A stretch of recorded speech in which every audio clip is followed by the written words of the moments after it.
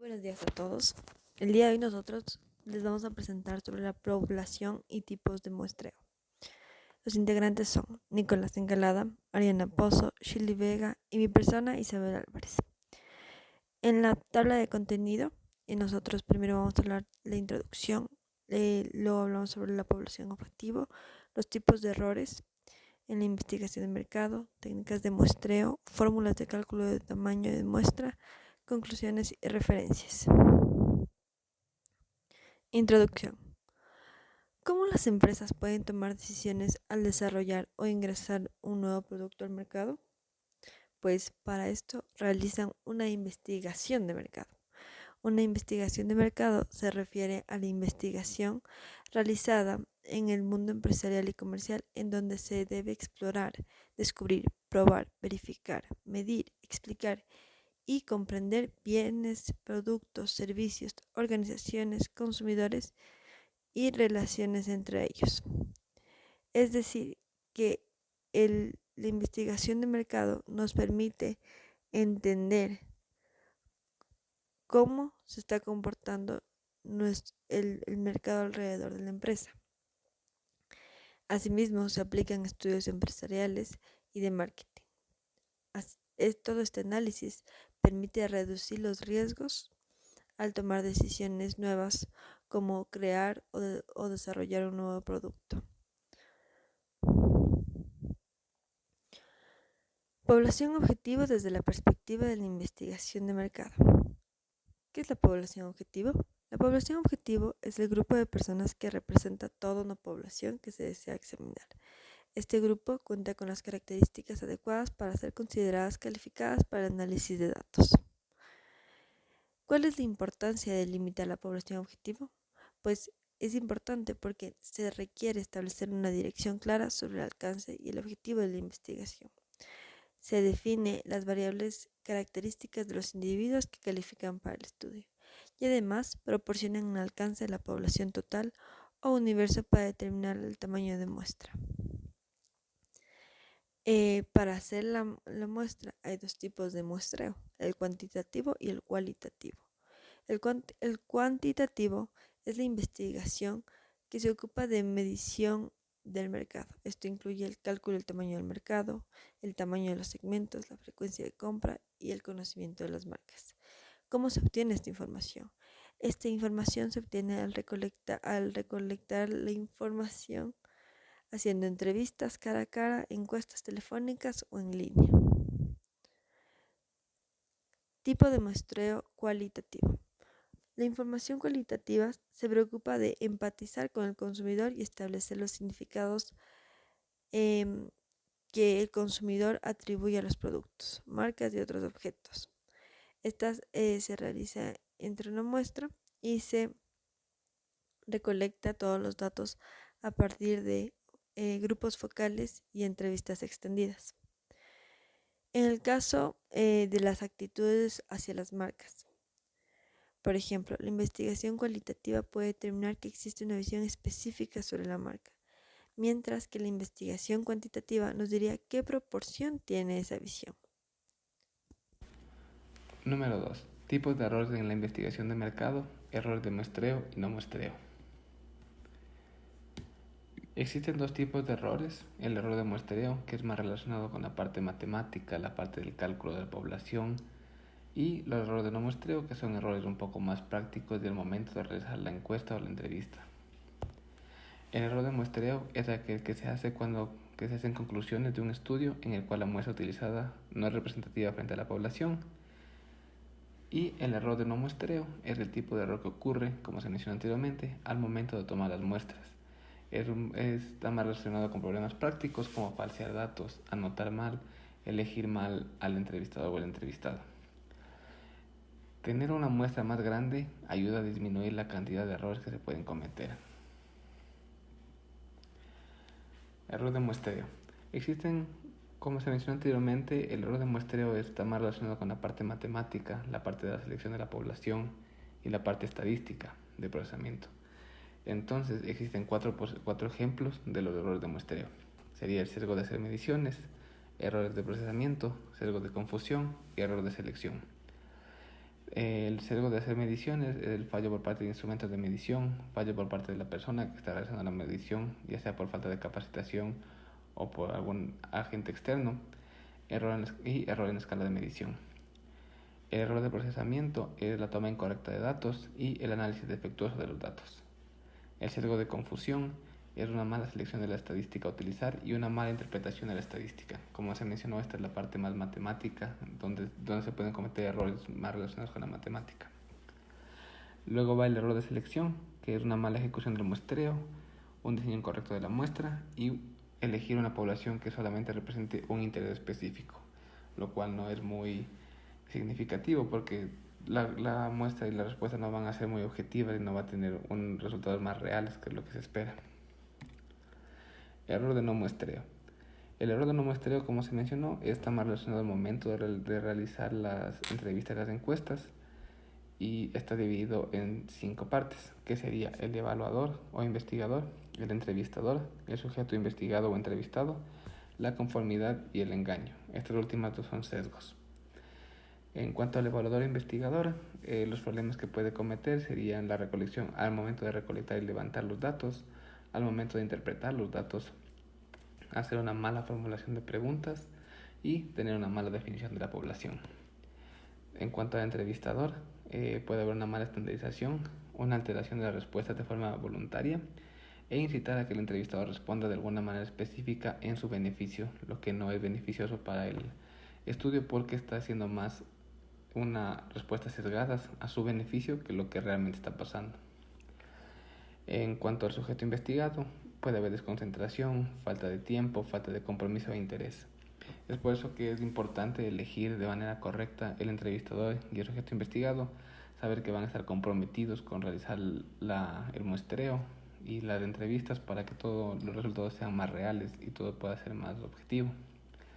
Finalmente, los sesgos de conformidad y de engaño. El sesgo de conformidad es cuando el sujeto de la investigación está de acuerdo con todas las preguntas, lo que no es muy significativo ni muy coherente porque no se va a llegar a ninguna respuesta real. Y la de engaño, que está relacionado con el entrevistador, que es cuando el entrevistador confunde al entrevistado para su beneficio o las preguntas no están bien hechas y por ende no se van a llegar a obtener respuestas que sean muy coherentes ni muy reales. Como punto número 3 de nuestra presentación tenemos las técnicas de muestreo, el que se divide en probabilístico y no probabilístico. Para la técnica de muestreo probabilístico es aquel muestreo que de forma estricta toda la población tiene la probabilidad de ser incluida en la muestra. También se conoce por obtener muestras mediante un proceso de aleatorización. Este se clasifica en aleatorio simple, aleatorio estratificado, aleatorio sistemático y por último por conglomerados. Para la parte de aleatorio simple, todos los individuos que componen la población tienen la misma oportunidad de ser incluidos. Esto significa que la probabilidad de selección de un sujeto a estudio X es independiente de la probabilidad que tiene el resto de los sujetos que integran y forman parte de la población. Un ejemplo, se desea conocer la muestra necesaria para establecer la prevalencia de cambios inflamatorios en biopsias hepáticas de pacientes con colangitis aguda, que se le nombrará como sea. Un muestreo aleatorio simple se aplica de la siguiente forma.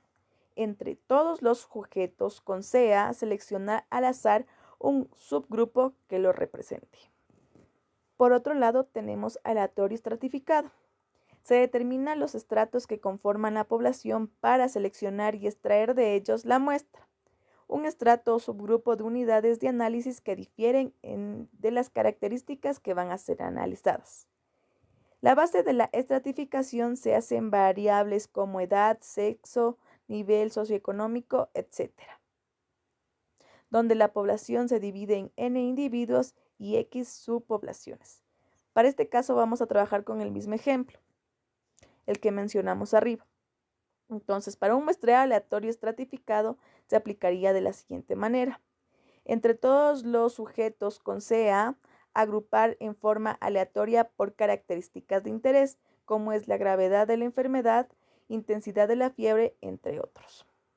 Continuamos con el aleatorio sistemático. Para este tipo de muestreo se debe conocer la población y de igual forma se debe numerar todos los elementos. La primera unidad de análisis se elige por azar. Las siguientes unidades se toman sistemáticamente a partir de un número que se obtiene de la fórmula que se puede observar en pantalla, donde n mayúscula es el tamaño de la población y n minúscula el tamaño de la muestra. Para el criterio de distribución de los sujetos, donde los más similares tienden a ser más cercanos. Este es un método más preciso que el aleatorio simple. Para este ejemplo, un muestreo aleatorio sistemático se aplica de la siguiente forma. Entre todos los sujetos con CA se debe seleccionar aquellos que ingresan los días impares del mes o aquellos cuyo primer dígito del root sea par hasta completar la muestra estimada. Finalmente, tenemos por conglomerados. Este consiste en elegir de forma aleatoria ciertos barrios o conglomerados dentro de una región, ciudad o comuna, para luego elegir unidades más pequeñas como zonas, cuadras, calles y finalmente otras más pequeñas como escuelas, consultorios y hogares. Los sujetos de estudio se encuentran incluidos en lugares físicos o geográficos, lo que resulta diferencial entre sujetos y unidad muestral. Para este ejemplo, un muestreo aleatorio se aplica por conglomerado se aplica de la siguiente forma. Entre todos los sujetos con CA de la región de Araucanía, seleccionar en forma aleatoria aquellos provenientes de los hospitales de Angol, Imperial y de la Clínica Alemana de Temuco. Estos conglomerados representan a todos los centros sanitarios de esta región. Por otra parte, tenemos la técnica de muestreo no probabilístico. Aquí no se conocen las probabilidades de cada unidad de muestreo que pertenece a la muestra. Se selecciona en base a la apreciación de los investigadores. Esta se clasifica en muestra razonada, muestra por conveniencia, muestreo de la bola de nieve y muestreo por cuotas. Para el muestreo por conveniencia se permite seleccionar aquellos casos accesibles que acepten ser incluidos. Las unidades están disponibles, tienen un carácter de representatividad de la población que se quiere analizar. En este ejemplo se utiliza de la siguiente forma: de todos los sujetos con CA, seleccionar todos los que se encuentren hospitalizados en el Hospital Regional de Temuco. Seguimos con el muestreo intencional o razonado. Este permite seleccionar casos característicos de una población, limitando la muestra solo a estos casos. Se realiza sobre la base del conocimiento que el investigador tiene de la población. En este ejemplo, de todos los sujetos con CA, seleccionar aquellos que más convengan al investigador. Por otro lado, tenemos el muestreo por cuotas, que tiene semejanza con el muestreo aleatorio estratificado, pero no tiene la aleatoriedad en su método. Este se basa en formar grupos o estratos de individuos con determinadas características, por ejemplo, sexo, edad u ocupación. Este es un muestreo muy generalizado en las investigaciones aplicadas por encuestas. En este ejemplo tenemos que un investigador desea entender qué tan bien funciona su marca de celulares. La población objetivo está entre los 18 y 40 años. Y finalmente terminamos con el muestreo de bola de nieve. Se usa en grupos de difícil acceso y se basa en encontrar un individuo de esa población que se pueda referir a otros y estos a otros de forma sucesiva hasta obtener la muestra determinada en el diseño metodológico. A medida que se incorpora un nuevo elemento relacionado con el anterior, se construye una red de relaciones de las unidades muestrales que va creciendo. Para este ejemplo tenemos personas con hábitos poco comunes, víctimas de violencias, entre otros. Ahora para el punto 4 de esta presentación vamos a ver lo que son las fórmulas de cálculo de tamaño de muestra. En este caso buscamos realizar una validación y lograr preguntarnos hasta qué punto la muestra refleja la población que se ha extraído. Algunos objetivos importantes del cálculo de tamaño de muestra es que primero buscamos reducir el error muestral, que se da por limitaciones como tiempo, dinero y trabajo, y también fijar el número de unidades de la muestra, que se traduce al número de encuestas que vamos a realizar. Algunos parámetros importantes a considerar para el cálculo de la muestra es el nivel de confianza elevado al cuadrado, también es la varianza de la variable cuantitativa, el error muestral elevado al cuadrado, n, que es el tamaño de la población, P, que es la proporción o porcentaje de individuos que tienen esa característica, y Q, que es la proporción de individuos que no tienen esa característica. Ahora, las fórmulas que encontramos para el cálculo de la muestra son 4, como se puede ver en esta parte de la presentación. En este caso se tomó en cuenta los parámetros como son la media y la proporción, y también para una población infinita y finita. También las fórmulas para el cálculo del error, en este caso también son 4, y tomamos en cuenta los mismos parámetros mencionados en el anterior slide, y también para una población infinita y finita, como se puede ver en este slide.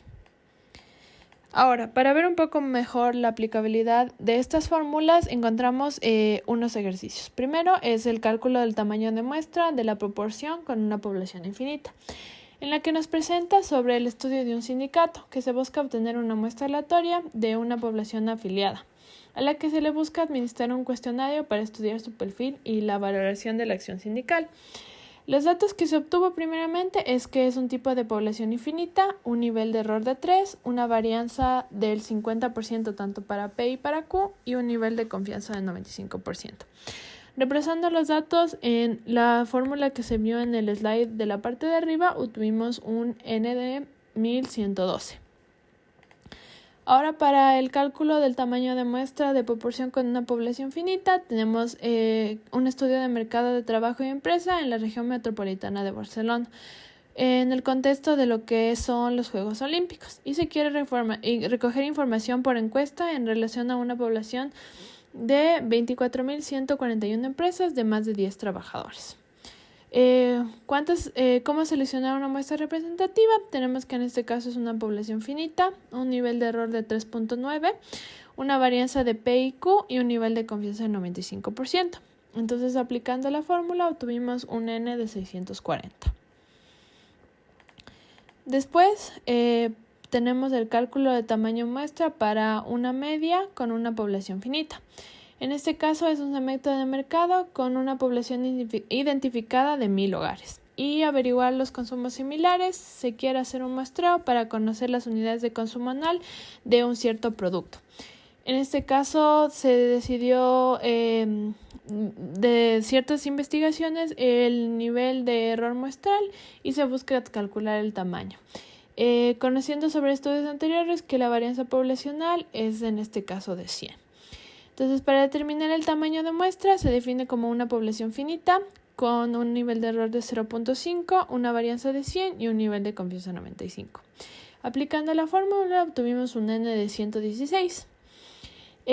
Para el cálculo del tamaño de una muestra de la media con una población infinita, se habla de una fábrica de muebles para sala, y en este caso se quiere conocer la media del peso de un modelo determinado de cama, que se ha ido fabricando a lo largo de los últimos años y que el número de unidades de fabricación es bastante grande, pero por datos anteriores se conoce que la desviación es de 50, un margen de error 95 y la muestra de error de 7. Entonces, entre los datos se definió una población infinita, un nivel de error de 7, una varianza de 50 y un nivel de confianza de 95. Reemplazando la fórmula de la parte superior, se obtuvo un N de 196. Finalmente tenemos un cálculo del error para una población infinita, que también podría ser importante para el estudio del mercado.